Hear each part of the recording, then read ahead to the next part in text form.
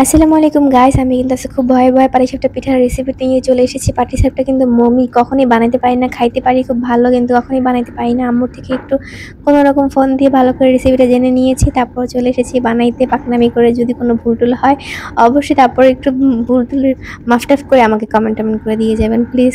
আর এই তো পাটিসাপটার রেসিপির জন্য ফার্স্টে হচ্ছে আম্মুর বয়ান শুনে ভালো করে বানিয়ে নিয়েছি গোলাটা। আর এই গোলাটা বানানোর জন্য চালের গুঁড়ো, তারপর মিঠাই ভালো করে দিয়ে নেড়ে চেড়ে এখন হচ্ছে আমি চুলার পর চলে এসেছি। তাই তায়ের মধ্যে মাটির তায়ের ভিতরে ভালো করে দিয়ে দিয়েছি হচ্ছে গোলাটা একটু ঢেকে ভালো করে ভেজে নিয়েছি। তারপরে এখন আমার ক্ষীরটা আগে বানিয়ে নেওয়া হয়েছিল, এই ক্ষীরটা শুধু দুধ আর চিনি দিয়ে বানিয়েছিলাম।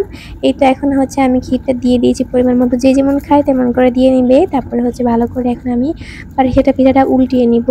পাটিসাপটা ভাজ যেমন হয় আর কি, এরকম করে এখন ভাজটা দিয়ে নিব।